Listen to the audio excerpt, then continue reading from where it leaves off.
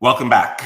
I hope you were as inspired as I was by that incredible panel with Derica Purnell in conversation with Dorothy Roberts. And we're now going to build on that with a panel session featuring some amazing activists, scholars, organizers, talking about the harms and the inherent racism that's embedded within mandatory reporting and the surveillance that goes along with that. And I'm very excited to welcome for this conversation Victoria Copeland and Maya Pendleton, who will also be releasing a paper discussing surveillance and mandatory reporting following our convening, building on the conversation that we start today. So first, let me welcome Victoria Copeland. Victoria is a doctoral candidate at the University of Los Angeles, California, and tech policy analyst at Upturn.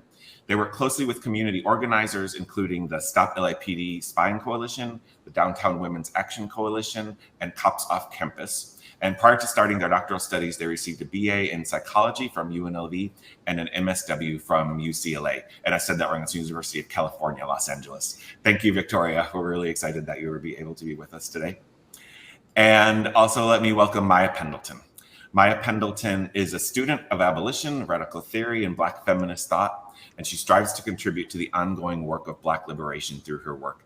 And Maya is a consultant with the upEND movement, has been with us since the beginning and helped inform many of the thoughts that you've all seen from the upEND movement. So I'm really excited to listen to you both and have this conversation. Thank you. Thanks so much, Alan. Yeah, so Maya. I thought that we would have a conversation. Like Alan said, we've been working on this paper on surveillance, on anti-Blackness, on mandatory reporting, and really thinking about how to contextualize and make it easier to situate the child welfare as a part of the surveillance state. So we're just going to talk. Yeah. Yeah. So I know we wanted to start off with defining, for those who don't know, what is CAPTA, what is mandated reporting, like how would you describe those things?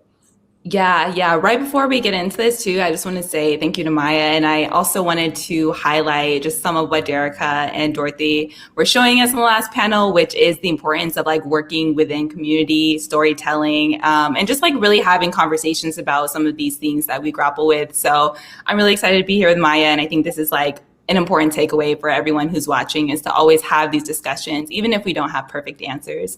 But to get into it, I wanted to provide just a little bit of background on CAPTA. CAPTA is the Child Abuse Prevention and Treatment Act. It has been amended many times since its passing in 1974, and it's also currently undergoing another reauthorization this year. So what CAPTA does is it allocates money to states for the identification, treatment, and prevention of child abuse. And it also sets the definitions for what is generally considered abuse and neglect within the child welfare system or family policing system. So it's really interesting. This reauthorization includes an increase in funding for prevention efforts. So some of what you might have heard with Derica and Dorothy's Dr. Roberts conversation earlier.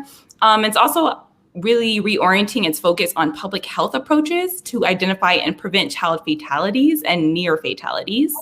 And with this, it requires improved data collection measures to better understand underlying risk factors. So we're really seeing this focus on prevention and risk mitigation that we also see in the Family First Prevention Services Act. Something that me and Maya also find really interesting is that the reauthorization requires states to confront systemic racism and racial bias in the system to improve racial equity. And I think that gets to some of what we're going to discuss together today. When we talk about CAPTA or any policies around like mandatory reporting, things like that, we're talking about much more than just a law, a simple policy, right? We're talking about systems of surveillance and tracking, and we're really talking about a specific form of violence that really targets Black families and Black communities. So when CAPTA mandates us to confront systemic racism, we have to question who this actually serves and what that actually accomplishes, right? And Maya, I know you have some thoughts about racism and further anti-Blackness, and I was wondering if you want to kind of kick us off with some of your thoughts about that.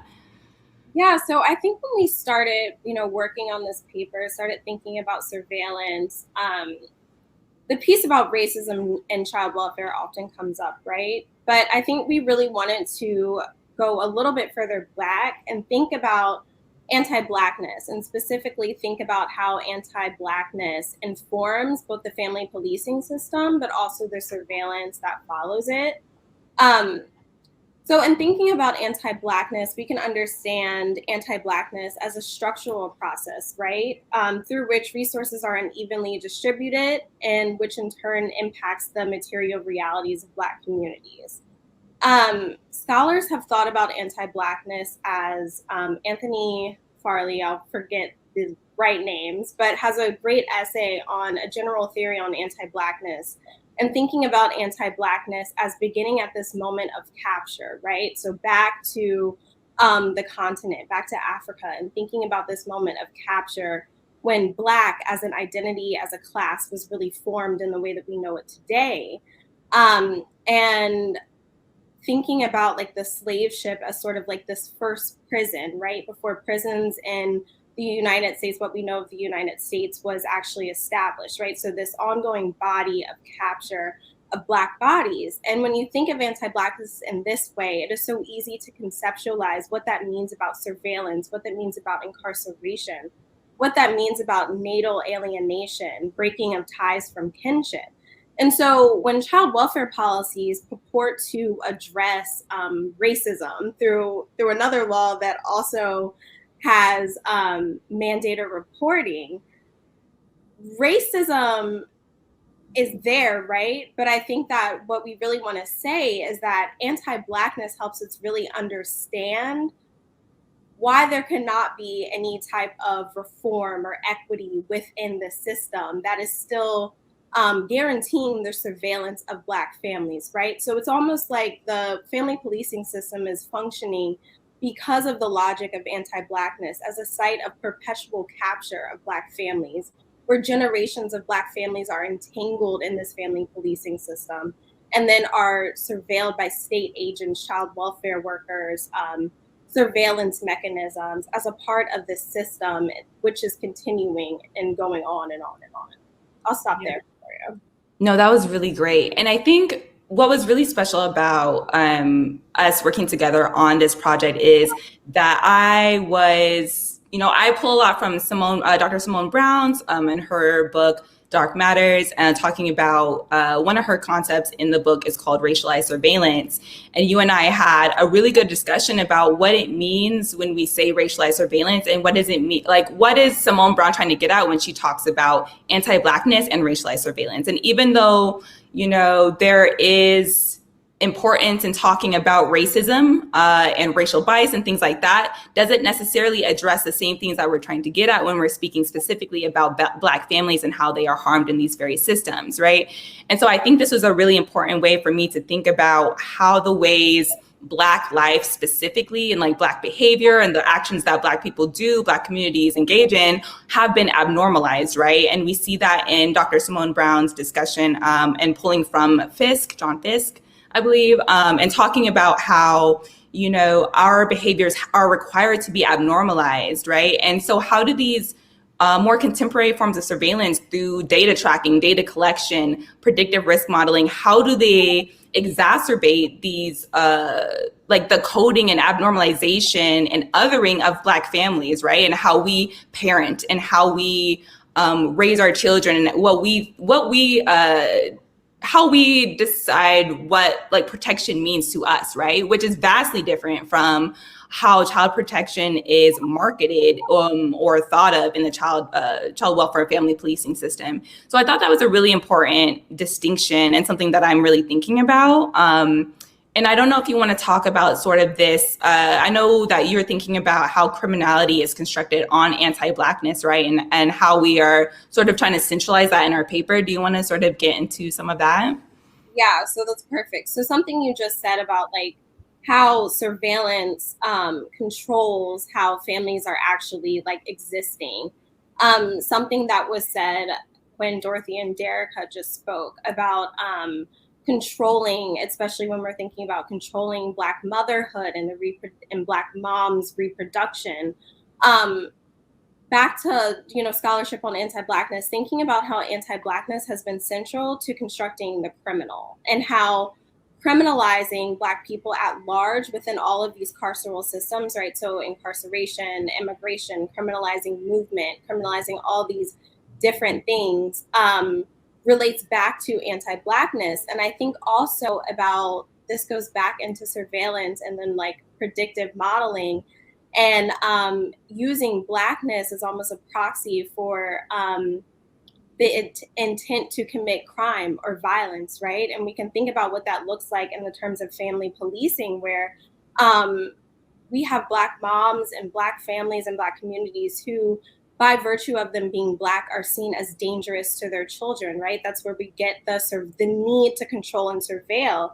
Even when we're getting preventative services, that is done with the intent of, okay, well, let's put you on a case plan. Let's make sure that you do not ever harm your child. So the way that anti-Blackness is structuring how we're even thinking about families and their interactions with their children, that those interactions are always going to be seen as something bad, keeping something from happening, which is why these surveillance mechanisms are created to continue to control and watch the behaviors of Black people as they take care of their families.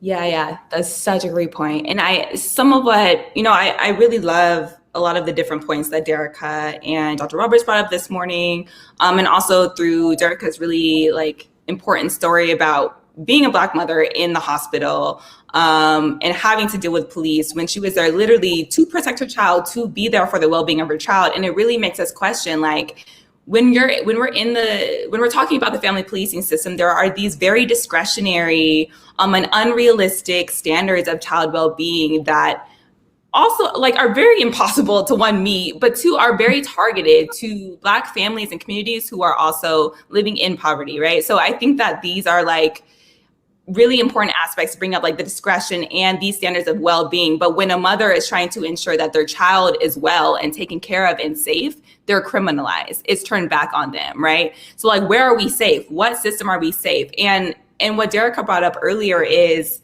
oftentimes we talk about these systems in silos. And I think that we are really trying to change that narrative now and talk about how these systems are, working together. But I think what's really interesting is that I feel personally the only reason that we think of these things in silos is because many of us have not experienced these harms, right? Because when you experience these harms, especially as a Black person, a Black mother, a Black individual in this society, you don't experience these harms in silos. You don't experience surveillance in silos. You experience that surveillance in a compounding way.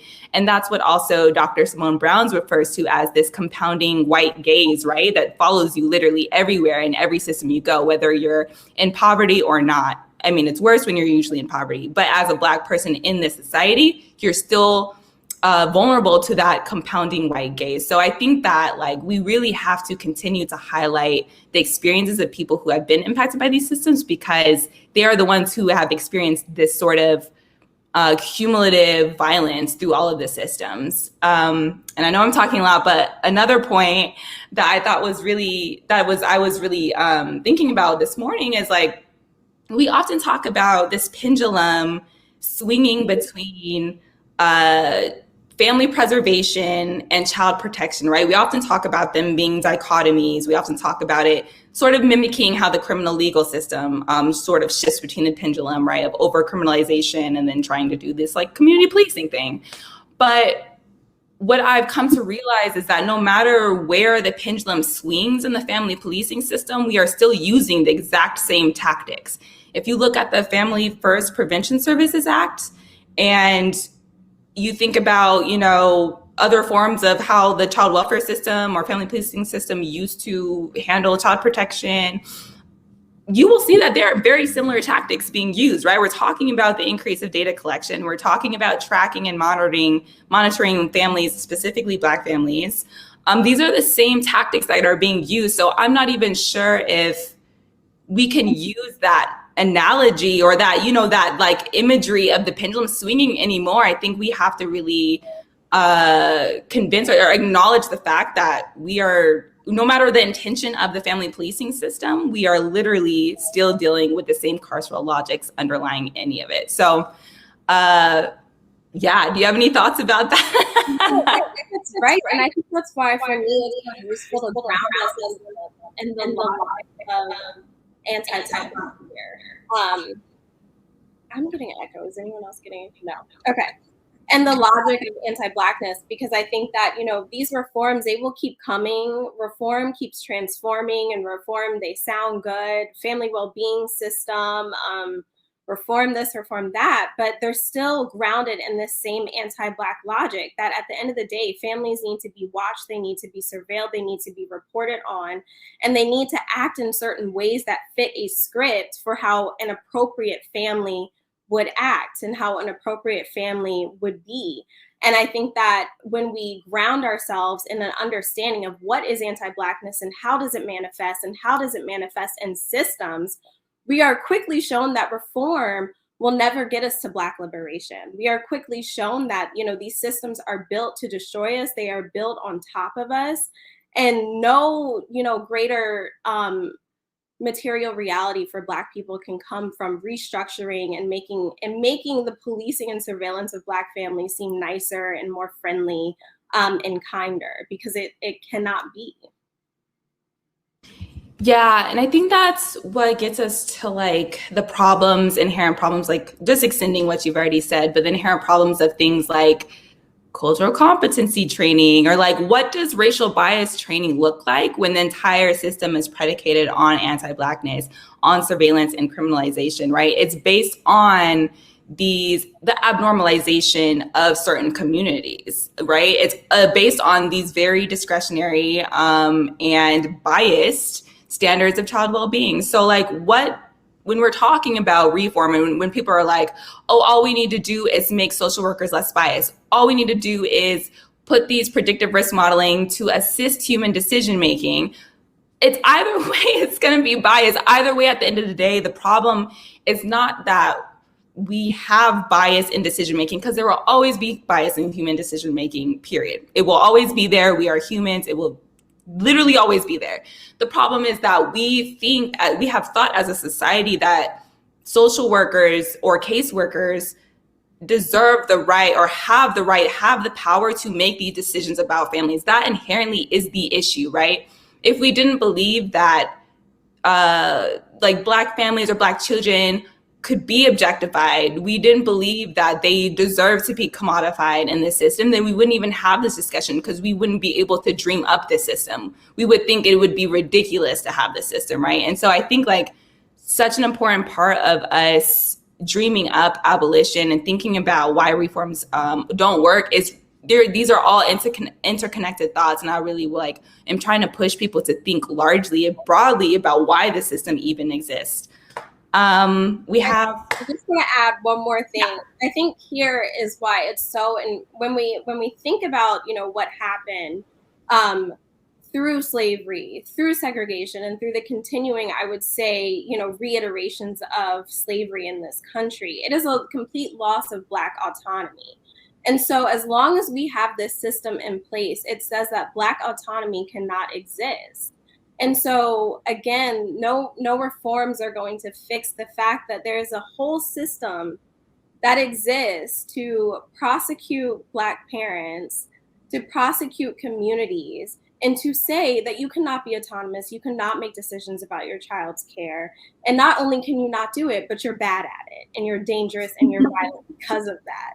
And I think that every reform really fits in that bucket of saying, yeah, we're going to be nicer about it, but like you still can't make these decisions on your own, right? Like you need us to make sure that you're doing what we think that you should do, but it's nicer. Exactly. And okay, we only have a few minutes left. You had a really great quote that I would love for you to read out for everyone to take with them. And I'm also excited to extend this discussion in a few minutes with our amazing panelists. So please stay tuned for that. Yeah. So when Victoria and I were thinking earlier, you know, there are so many people involved in this work. And I think that, you know, reform versus abolition sometimes confuses people, and what should we do? And something that Frank Wilderson says is that a reformist worldview asks why an otherwise ethical worldview discriminates against certain types of people, whereas revolutionary struggle understands that the world that we live in is fundamentally unethical and that no amount of reform will measurably improve life for Black people. And so we wanted to leave that with you because it so perfectly grounds the understanding of like what assumptions that reform is making, and then what assumptions revolutionary abolition is making, and how that relates to liberation for people. Yeah, I think that was a really beautiful quote. I truly appreciate that. I want to highlight that, there's this viral video going around about like dads intervening at this high school. I believe it's in Louisiana. And I just wanted to say that like there are so many things like that happening within our communities right now, right? There are so many Black mothers, there's so many people within the Black community who have created a different way of addressing harm, of addressing conflicts without the help of system because of what Ruth Lee Wilson Gilmore calls organized abandonment, right? We have had to create these other systems, other forms of care and reliance on each other to address the issues that we have in the community. So I just wanted to allow people space for us to imagine and also to like really tap into community and what's already happening and sort of continue that momentum that we have right now and envisioning a different way to sort of deal with some of the issues we have around children and families. So thank you, Maya. I'm gonna pass it back over, or I guess we're gonna do a little swap. Thank you.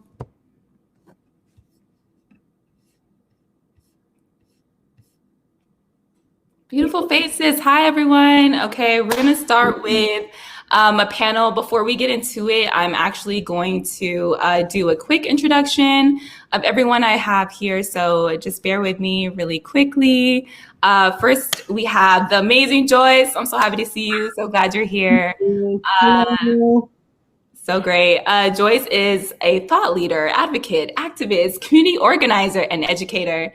Her mission is to remove systemic barriers in communities of color by bringing awareness of the racial disparities in systems where people of color are disproportionately affected. Joyce believes before change occurs, the conversation about systemic oppression that creates poverty and feeds people of color into systems must happen on all levels consistently. I'm very grateful to have Joyce here. I know all of us on this panel have learned so much from the work you do. So yeah, just grateful. Next, I'm going to introduce Elena. Elena graduated with a Master's of Social Work from the University of Illinois at Chicago Jane Addams College of Social Work, specializing in organization and community practice. Elena collaborated with 4 other UIC social work students, the upEND movement, the Shriver Center on Poverty Law, and Social Services Workers Uprising Now to create an Alternatives to Calling DCFS guide, which lays out ethical concerns with the Illinois Abused and Neglected Child Reporting Act, contemporary research on issues with the family regulation system, how biases can drive unwarranted hotline calls, and provides an alternative framework on how to support families when the presenting issue is a lack of resources, which we see often. Elena has also spoken about radical approaches to the contemporary social work practice, discussed ethical dilemmas regarding contemporary mandated reporting laws, and has worked in various settings, including reentry services, workforce development, temp and precarious work organizing, immigration justice, and being the problem client across a variety of systems and treatment settings in the 10 years prior to enrolling in her formal social work education. I'm also so grateful to have you here, Elena. You are a badass in social work. I love it. So excited to discuss some of these things with you. And last but certainly not least, my girl Brianna is a PhD student at UCLA in the School of Ed and Information Studies, Urban Schooling Division. Her research interrogates the role of schools and the family policing system within the carceral nexus and its impact on the educational experiences of Black foster youth in K through 12. Her scholarship is directly informed and influenced by her practitioner experiences. She has worked in the field of social work for over 10 years, helping youth and families of color overcome systems of oppression. So glad you're here. I'm going to start off the panel with just a reiteration of some of what I was just talking about with Maya, right? So when we talk about mandatory reporting, we are not just talking about one law or policy. We're discussing surveillance, and in particular, surveillance of Black communities, Indigenous communities, and largely communities of color, right? Each of you, Elena, Joyce, and Bree, have been thinking about what it means to not only abolish the system of policing and surveillance, but also how to uplift and create processes of care that do not require or rely on the system. And so before we get into some of those questions about the work that we're doing to push that forward, I wanted to ask each of you different questions about the work you've done and are currently doing around family surveillance. So Joyce, I'm going to start with you. There's a lot of things happening in New York right now. JMAC for Families has been working on several campaigns, including informed consent and Miranda rights in child welfare. You're also working on a confidential reporting bill that's currently getting some pushback from City Council and unions representing social workers that we have all seen. So could you tell me a little bit about, how this campaign in particular, or really any of these campaigns, are addressing surveillance in the family policing system and sort of the importance of passing these different bills in addition to the organizing work you've been doing? I think, first of all, good afternoon to everyone. I think that each of these bills kind of minimizes the way in which they can surveillance families, the way their surveillance impacts families.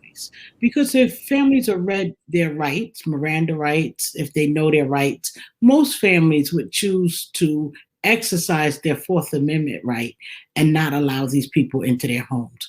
Remember, these are people who know nothing about anything. They got a BA, could be in cookie cutting, and then they go through the CPS routine training and they become family police officers.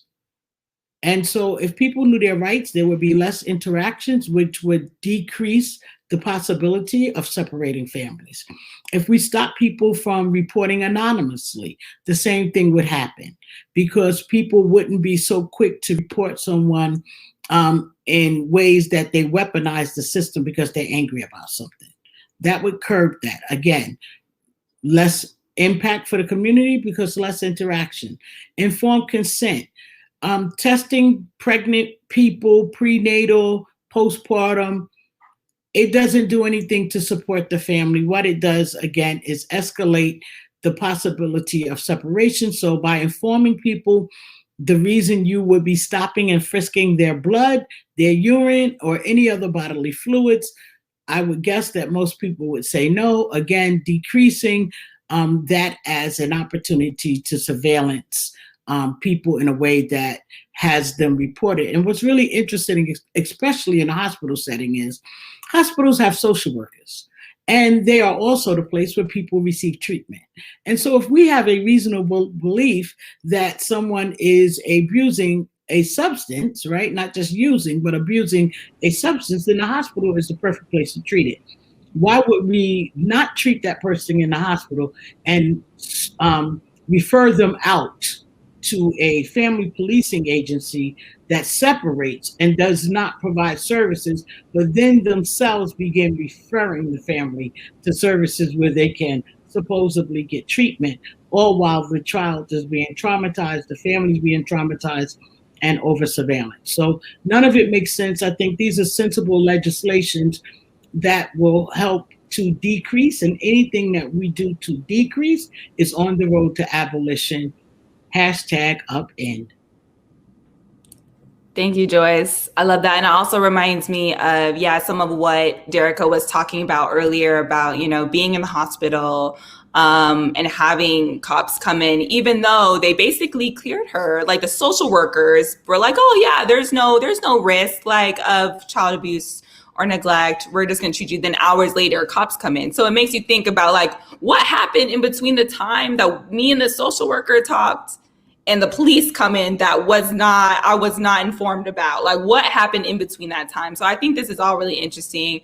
And I think the campaigns you're working on are really great and shifting the ways that we envision change happening and progress happening. So thank you so much for being such an amazing person and leading this movement. Next, I'm going to go to Elena. In the past, you've worked on a guide/resource list that's called Alternatives to Calling DCFS. You also penned a great piece for the Jacobin discussing why social workers should not be working with police, right? So can you say more about how surveillance through the family policing system embodies carceral logics, and specifically the parallels between your thinking in that policing piece and the creation of this resource list? Like, why was it important to make that list, and also like what are the parallels between family policing and the criminal legal system? So I will start I'm in Chicago. If you look at who is a mandated reporter in the state of Illinois, it's a very, very long list of many professions, many of which are not paid particularly well. And in Illinois, it's also unpaid childcare volunteers. And again, I'm in Chicago, so Indiana is not that far away. And if you shut down to Indiana, it's every adult over the age of 18. So just think about all of the people, if anyone who's watching has kids, think about all of those people that you're interacting with, that your children's interacting with, that even if they themselves aren't paid very much, even if themselves don't really have any kind of professional background in understanding child abuse and neglect, have this power to really get families involved in this system, which, as Derica and Dorothy and yourself and Maya and Joyce have all mentioned, is phenomenally harmful. So the guide I developed started as a class project for one of my required courses.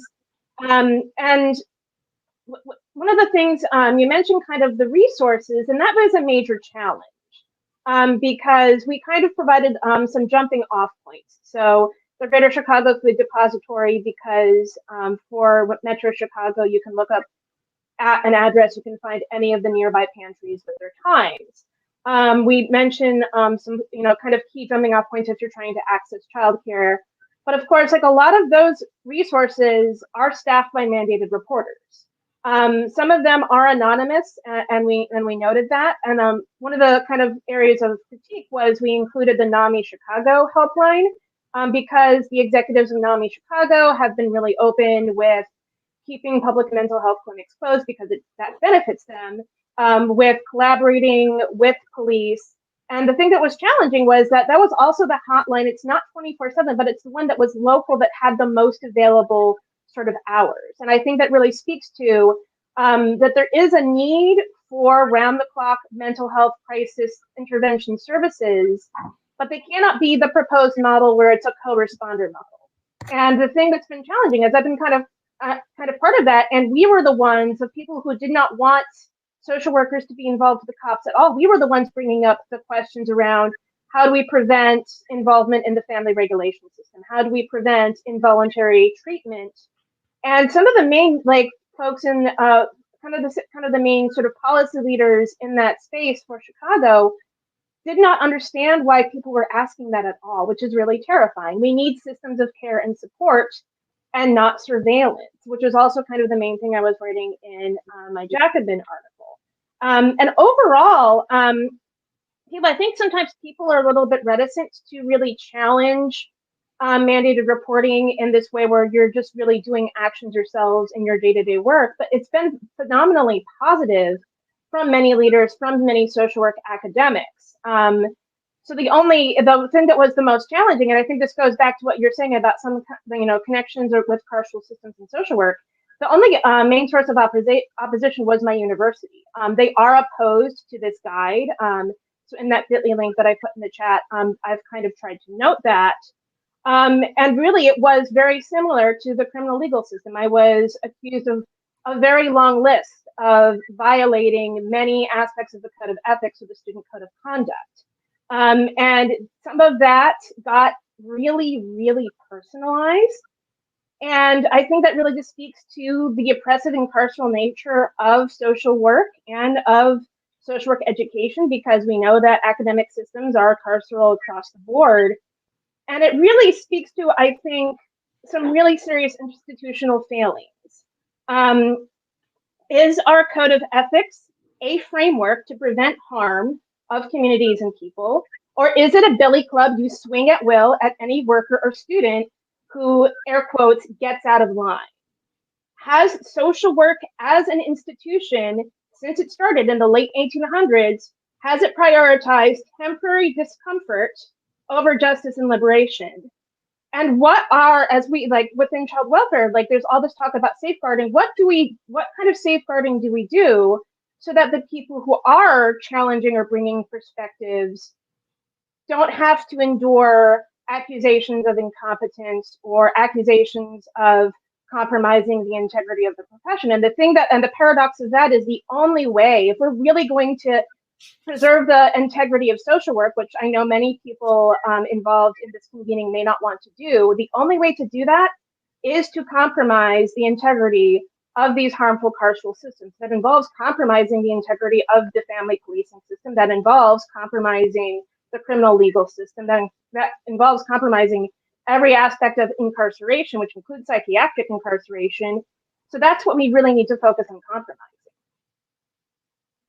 Yeah, that was really just beautifully stated, Elena. Thank you so much for highlighting that. And I think what's really important too about some of your work, and even in discussion with some of Joyce's like organizing, right? Joyce, you plastered on the wall like some cops are called caseworkers, right? Yes. Which I think is what we're trying to get at. And I think, Elena, like when your discussions about the universities being implicated in that, we have huge programs that literally just bring so many people into the child welfare system, right? And it's oftentimes targeted at students who can't afford otherwise to do MSW programs. So you're having a lot of Black and Latinx students getting shuffled into the system because that's the only way that they can pay for school and try to seek like doing well and doing well for people in society, right? So you have all these ambitious students literally having to go to the system, and then they have to work about 2 years after their MSW to pay back,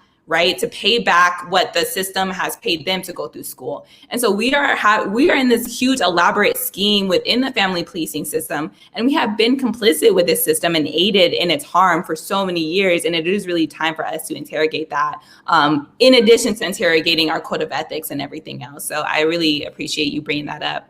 Brianna, I'm going to turn to you now. You have a very unique look at the nexus, you call this carceral nexus between schools and family policing system. And you just wrote a piece for the Columbia Journal for Race and Law for Dorothy Roberts' special edition about abolishing mandatory reporting. So could you say more about some of those connections between the education system and the family policing system, as well as surveillance through laws like mandatory reporting? Ooh, how much time do we have? Lots of time. No. Lots of time. I was like, I need a lot of time for this one. No. Well, first of all, thank you so much for having me. I am so excited to be in a space with Joyce. Joyce, I'm fangirling right now, as well as Elena. And so I'm so thankful to be here. But yeah, in regards to schools, unfortunately, schools are directly a part of the carceral apparatus. And the way that schools are operating right now, unfortunately, we are emboldening school staff, personnel, and educators to become informants and to really surveil and police parenthood, and to be put in a position where instead of educating and connecting families with resources and supports, which is what we want our educators to be doing, instead we're asking them to be investigators. We're asking them to observe families and to report when they see things. And so we know that school staff, personnel, and educators are the #1 reporters of families to the family policing system. They report more than hospitals, they report more than police officers and other social service entities. And so really it's the education system and schools that are directly entangling families within the system. We know that schools are also easily offering more access to social workers to get to children. I unfortunately, Victoria was one of those MSW students who, joined this program where, I got this nice little stipend to work for the family policing system after in order to help pay for my education. And I remember going and shadowing, more tenured social workers as they visited the schools to gain access to children. And they purposely would go to the school because they knew they would have easy access to interview children without their parents present, that they could easily subvert, the system and get access to them versus going straight to the home. And so it's like schools are also providing direct access and really aiding and abetting this system. And so really like they're working in tandem with the family policing system. I think it's also important to realize that there are also other ways that this system is really working to entangle and to harm families. And I think in ways that we don't always recognize or think about. And so I feel like education scholars specifically talk a lot about the school to prison pipeline. We talk about the ways that schools directly funnel youth into incarceration through things like exclusionary discipline policies, through suspension, expulsion, through, school police and arrests. But we don't talk about the ways that those same systems are interacting with the family policing system and the same ways that they are then entangling families. And so instead of looking at it as, the school to prison pipeline, we need to include the family policing system. And I look at it more as a nexus, like Erica Miner calls. And it's really like this web of punitive threads where all of these systems are working together collaboratively. And so more than likely, if you have a youth that is, arrested in a school, or there is a concern for their well-being, there's going to be a hotline call that is also going to accompany that. And, it's no accident that the youth that have the most calls that are being reported on them are our Black youth. It's our Black youth that are specifically being harmed within this system. And so I think that it's really important that we really understand and look at the ways that Black youth are being harmed. I'm based in Los Angeles, and within Los Angeles County, it's like the foster care capital of the world. We have so many youth that are in the foster care system here and then directly in our schools. And so within LA County, our foster youth are experiencing so much harm at the hands of schools. And so, for example, like our suspension rate for youth in K through 12 here in LA County is like 2%. Like only 2% of youth are suspended. For Black foster youth, that rate is 17%. And so if you look at the comparison, like 2% overall or 17% for Black foster youth, why is it that our most vulnerable youth that need the most support are the ones that are being suspended the most? They also have the highest rate of grade retention, so they're being held back more often. They have the highest rate of special education placement in comparison to all of their peers, and they have the lowest graduation rate. And so our Black foster youth in LA County are graduating at a rate of 51%. And so really there are so many different ways that schools are working to like really harm and entangle youth and families in these very punitive systems. And so I'm excited to talk a little bit more later about the ways that we can reimagine and really end this collusion. Yeah, thank you so much. I'm gonna open it to a discussion a question for everyone. But before then, Bree, you brought up so many great points. I think, one thing I'm thinking about a lot is when you're talking about the same students, usually Black students, who are being pushed out of schools and who are also being pushed into the family policing system, I think about how the family policing system is now moving into has been moving into this risk like mitigation and predictive state. And I think it's really interesting that now that we're still trying to predict problems that we have no answers to. So we're trying to predict, what is the rate that Black children are going to drop out? What is the rate or the risk of them coming into the family policing system? Yeah, we have not addressed any of the systemic issues at all, like that are currently occurring in these education systems, right?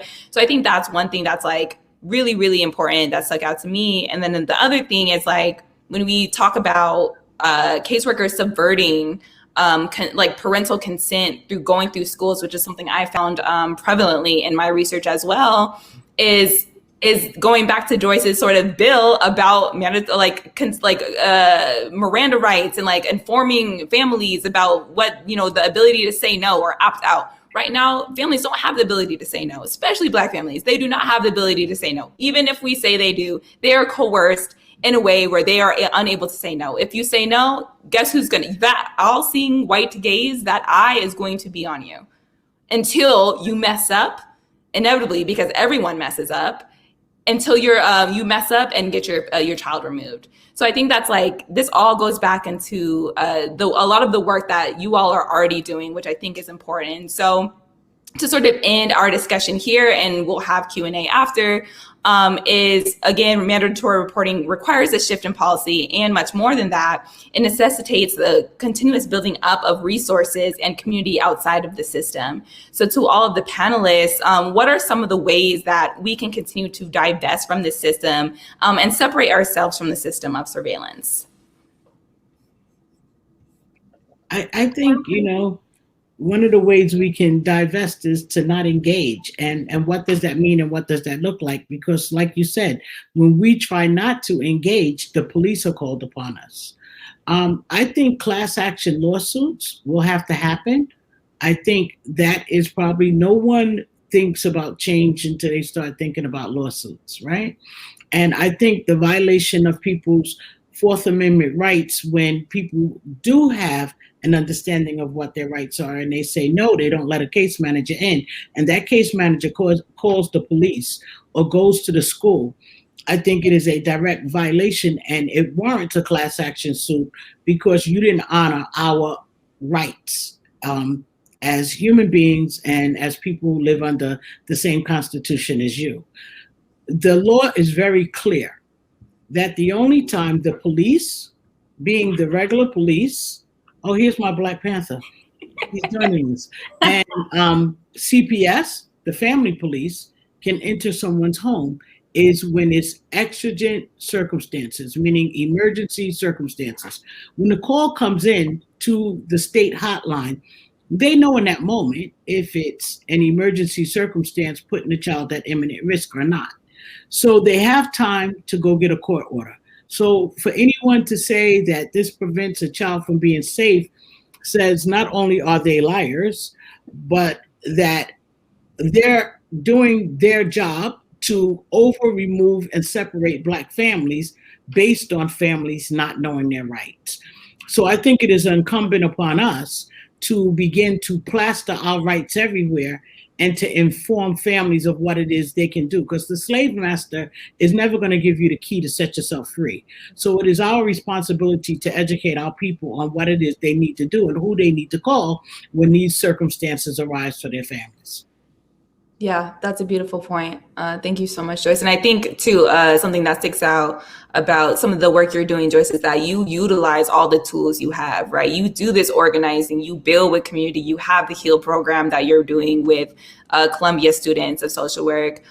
You have this legislation that you're working on as well. So it takes so many different forms of work to get to where we want to be. And I think that is like a really beautiful thing to show everybody. And I think Elena or Bree, one of you were speaking, but go ahead. Yeah, and I'm just kind of seeing one of the things in the chat is around the pressure to call us a CYA because people don't actually know what these laws state.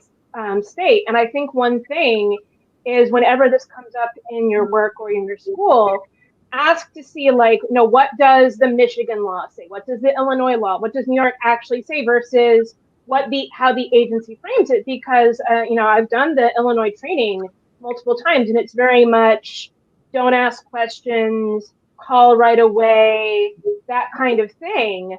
And the thing is that, first of all, a lot of times people who are working with youth simply do not have the coverage because everyone is so short-staffed to do that immediately.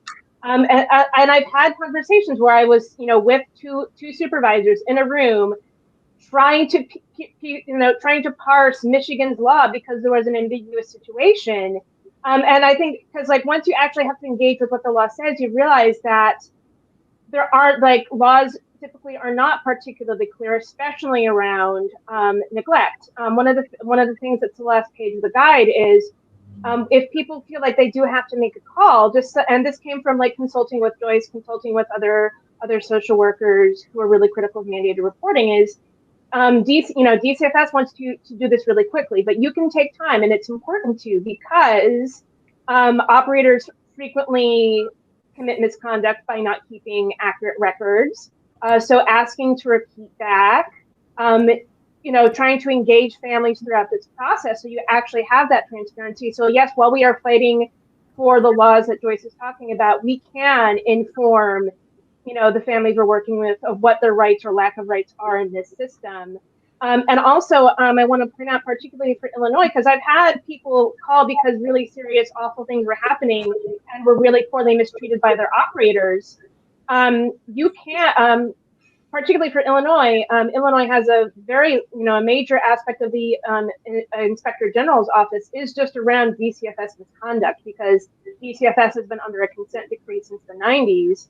It's really, I know, and I know, like, we can consider whether this is personal, but like, if there are systems of accountability within your states, is to use those, because there's a lot of just abject misconduct going on within these agencies, and trying to speak out about it and document it and elevate it whenever it happens, because people do not know, and sunlight is the best disinfectant.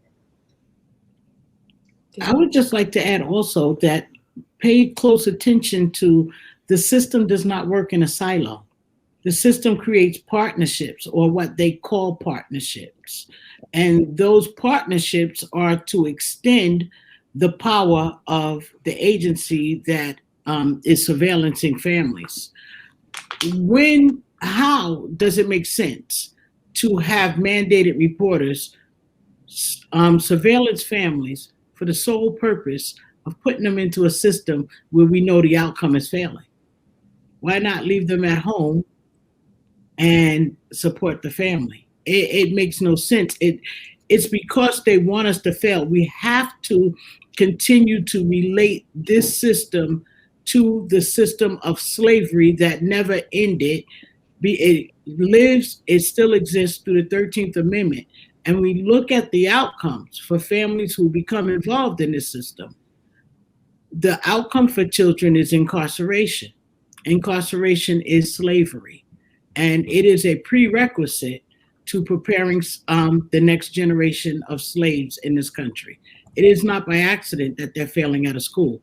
If we want to know how we get kids to finish school, stop suspending them. Stop punishing them for nonsense. We want to know how to remove the stress, provide affordable housing. Like, we know what to do. As an example, and I'm guilty of this, I remember years ago when my children were younger, I would say, I would get really upset because I wanted my children to be successful. So I was like, do your homework. And I was like really militantly on them to do the things that I knew white society would hold against them, even though these were behaviors that were normal for their age range, right? I didn't have the knowledge. I didn't really understand that then. So I'm putting this pressure on them. And I remember one of the things I would always say, if you're not reading on grade level, they're going to be building a prison for you. They were already using predictive analytics. We're just beginning to talk about it, but they were already using it, because we all know, they said, if you're not reading on grade level by this time, they will be building a prison for you to go in. They predict if you don't have a high school education, you will not be able to sustain yourself. Therefore, you will become involved in illegal activity and end up incarcerated. They say this and they build the prison, but if we really want to prevent a prison from being built, why don't we just build a tutoring place? Why don't we provide one-on-one tutoring or after school or anything else we can do that's real prevention? What does prevention really prevent when they only come into your life for some superficial reason and they don't bring any of the things you need when they come to your home? Is that prevention? No. That's not prevention. That's escalating the chances that you will end up in a bad situation, because they're adding extra pressure. And so all of that just to say they don't work in silos, they work together. And I think it's webinars like this that help us to bond and think about how we can work together and do some of the things that need to be done. My goal for everyone on this call is to have some billboards that just advise people of their rights, simply in the poorest of neighborhoods throughout this country. Absolutely. And I think sorry, Victoria, just to add really quick, I fully agree with everything that my fellow panelists said. And I think that we have to stop trying to soften carcerality through reforms. It can't be done. We just need to abolish the system. And so we can't keep funneling money into these reforms and funneling money to the system and think that the system is going to save us, because it's definitely not. And I think we really need to take this time to reimagine and looking specifically in the education realm, what would it mean to make schools a hub of resources and community? Kind of like Joyce described, like having tutoring, like what would it mean to have access to medical care, to mental health care, to employment, to housing options, to legal services, all within a school system, right? Like schools are supposed to be the hub of the community. And right now they're being used as a carceral arm, but really they could be a source of support and community for a lot of families. Like we know that you spend more time in schools often than they even do in their own homes. And so what would that mean to really reimagine the role of schools and to really disentangle them from the family policing system? It would mean that we would have to have Black teachers, something I didn't see my first Black teacher until I was in junior high school. Because if we have these things, it makes sense that this is what we want, and I want it too. But if we have the same people running these things inside the school, we're going to end up with the same results. You have to understand that they filter us in America the same way I filter my orange juice in the morning. Right? So, I mean, seriously, I don't like pulp in my orange juice, and I filter my orange juice after I fresh squeeze it. And I may filter it 5, 6, 7 times before I get it to a point where I can drink it. There's still pulp inside, but that pulp level is tolerable.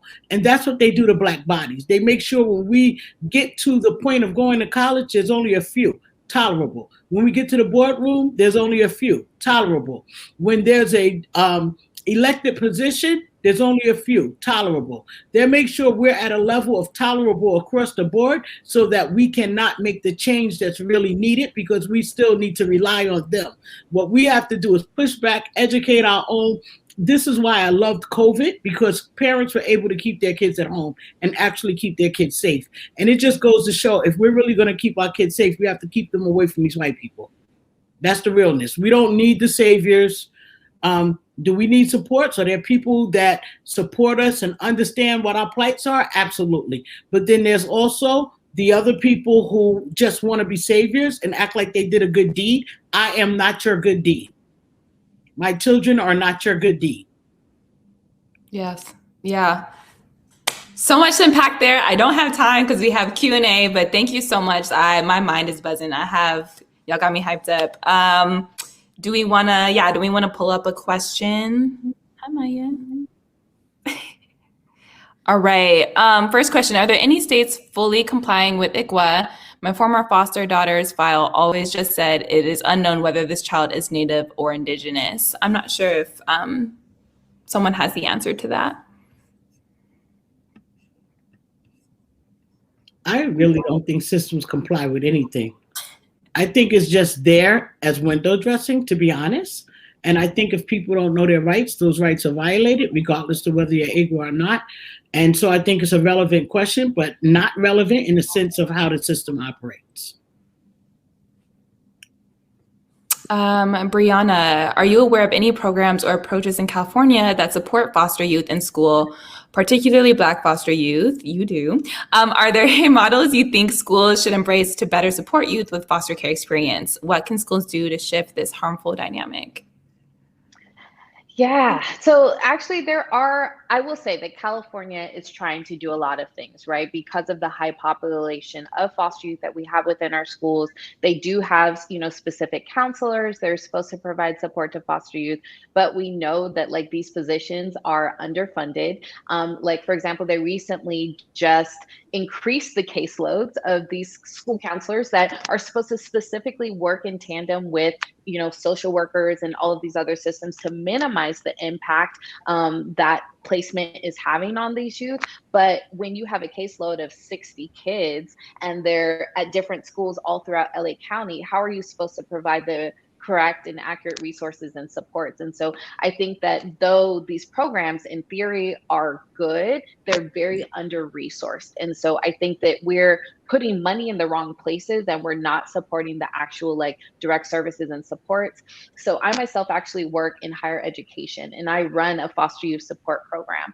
And so within the college sector, we have a ton of resources and access to supports, but they don't have that same access in K through 12. And so I would love to see them kind of model and mirror some of the supports that they've developed in college, providing financial support, providing workshops, providing mental health resources and all of that, and really providing the staffing to implement these programs the same way in K through 12. I think that higher ed is starting to come up with a model that's successful. And I think that we still have a lot of work to do in K through 12. Yeah, I think just piggybacking off of some of what you're saying, Bree, the Family First Prevention Services Act, this is one of the issues with this act, right? Like, we are basing these prevention services. There's a whole clearinghouse where we can see which ones are favorably effective. And like, there's this like a whole ranking system, right? And these rankings are based off of like evidence-based models, right? So certain services have to prove in various ways that they are effective. And this includes having like randomized control trials of like empirically studied, like full-blown research that backs these programs, right? And that doesn't work for a lot of us sometimes, right? Like in our communities, we help each other in a way that doesn't necessarily mean we have a full-blown RCT research study that backs it, right? So like, what is this act actually doing in terms of prevention services? What does that even mean to us when we have crises in our families, in our communities, and are responding in a way that is within community, right? We have different views of what community services and prevention services mean, which I think is really important, because some of these programs that we actually rely on aren't getting any funding. And it's because of things like this, right? These different hierarchies of care and services. And then I think. Oh, no, I was going to say, I think just to go along with that, Victoria, like, we also don't include race in any of this. So even the services for foster youth, it looks at the community as a monolith. All foster youth experiences are not the same, and they're very different based off of race. That's why we see that our Black foster youth are being suspended and expelled at a higher rate than their foster youth and non-foster youth peers. So there is a difference that's happening in the school system on the basis of race, and we're not acknowledging that through practices and policies and programs. Absolutely. And like, removing race from any treatment is not effective. It's not going to work. It's not getting at any of the fundamental issues. So we have time for one more question. If you want to pull that up. Let's see. Question, what is your suggested best thing I can do as a defense attorney for clients dragged into the system? Push back. Stop telling your client what CPS said. Stop telling your client what their claims are.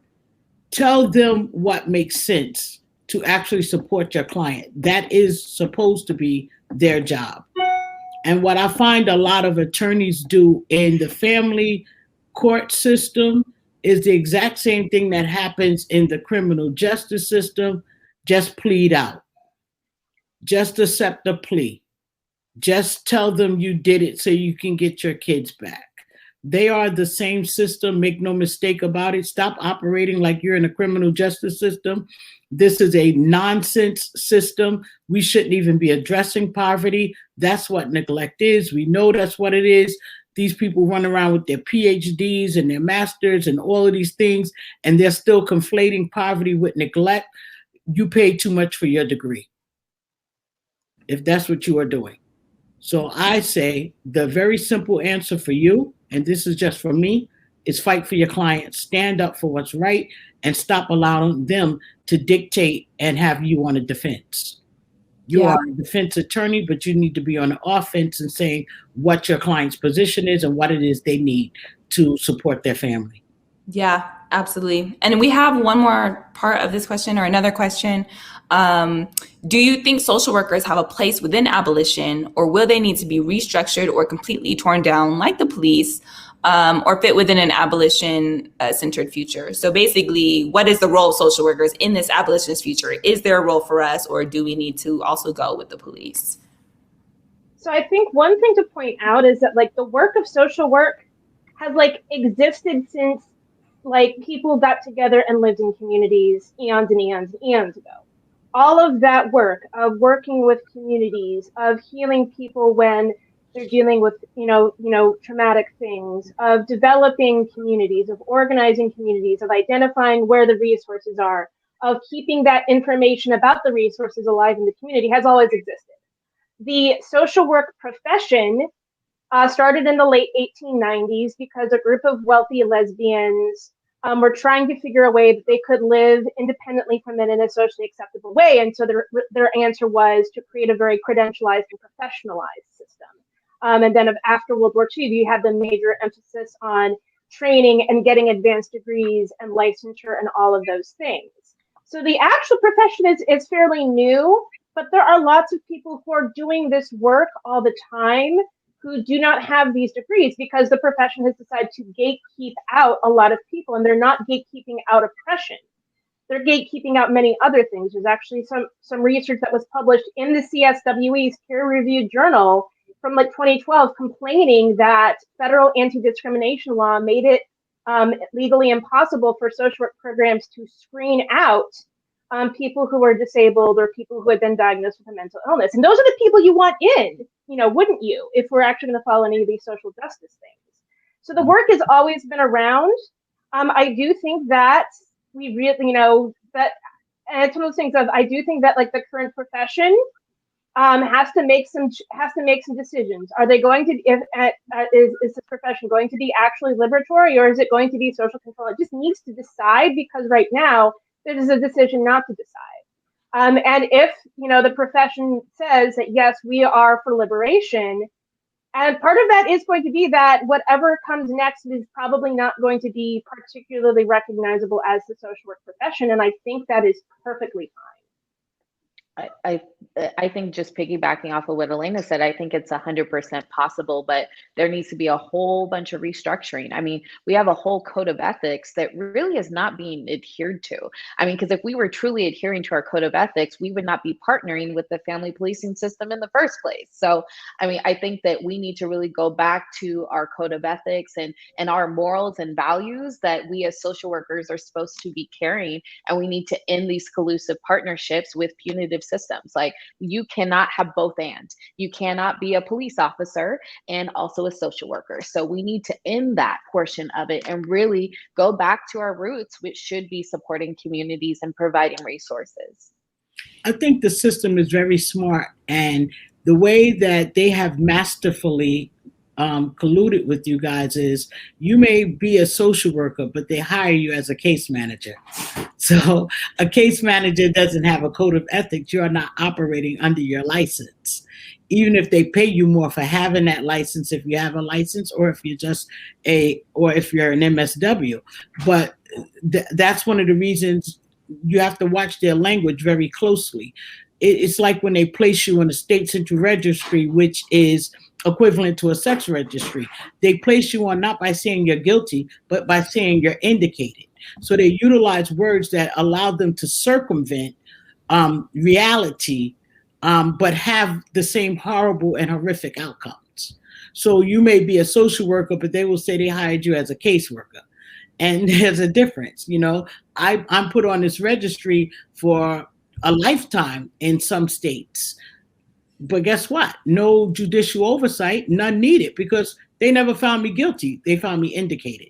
So pay very close attention to their language. And when we learn their language and how they utilize it to circumvent the safety of our community, then we can begin to change the narrative and work harder at changing that narrative. Yes. I have so much to say, but thank you all so much. I guess the one thing I want to leave you with, because I got to leave you with some too, is to question everything. The way you talk about your clients, in case notes, pediatricians, medical workers, the way you talk about your clients in the case notes, those are being automated. Social workers, the way you talk about your clients in your case notes, those are being automated. They are putting these into predictive risk models, into machine learning models that are predicting things and spitting out risk numbers that are impacting us in our communities. So, like Joyce said, you have options to opt out. You have options to reject surveillance, to reject criminalizing, reject criminalizing our communities. You have the autonomy to do that. So do it. And I will pass it back over to Dr. Detlef. Thank you so much to all the panelists. You guys are amazing, and I always learn so much. Thank you, Victoria. Thank you to all of our panelists. I really appreciate all of you, that last question and all of your thoughts about it. social work is at a really pivotal place in our history right now with this conversation. Many of you watching probably know, if you're social workers, NASW literally just changed their code of ethics this past summer to say that social workers must take action against oppression, racism, discrimination, and inequities. We cannot simultaneously say that we oppose racism, oppression, discrimination, and inequities and support the police and support forcibly separating children from their families. Those two positions can't exist at the same time, and the profession has got to figure that out. Otherwise, it's just going to be irrelevant, because what it's saying is simply performative right now. So thank you all for your thoughts about that. Elena, Joyce, Brianna, you all are such amazing panelists. People are texting me while this is going on saying how incredible you all are and how much they're learning from this. Maya and Victoria, thank you for your really in-depth discussion, all the thought that I know you've been putting into the anti-Blackness and racism inherent in surveillance and mandatory reporting. And I know we're all really looking forward to the paper that you'll be putting out very soon. And particularly Victoria, I want to thank Victoria, helped plan this whole session, helped find speakers. So really appreciate all of the work that you did on this. We're going to transition now to 30-minute sessions where you can take a break if you need to, but we also have lots of opportunities for you to continue to participate and engage with people. So you could go to a session and connect further with all of the panelists that were just speaking, have additional conversation and be in community with them. You could join Benjamin for a continuation of the creative exploration space that's been happening throughout the conference. There's just an open networking community session, no agenda, just a chance for people to go meet other people, talk about the work you're doing. Or you could connect one-on-one in the networking space, which is the link on the left side of your hop-in screen says networking. You'll just be assigned randomly to another person to get to meet them one-on-one. So lots of options to choose for the next 30 minutes. And we'll rejoin at about 3:15 Central Time, 4:15 Eastern for a short closeout. And then I also want to mention that after we close, we'll have another session with Benjamin to continue the creative space, but also we'll have a facilitated session for people who have been directly impacted by the family policing system to decompress, talk about what you heard today, and just have space to be in community with each other. So for right now, 30-minute sessions or break, and then we'll rejoin at about 4:15 Eastern.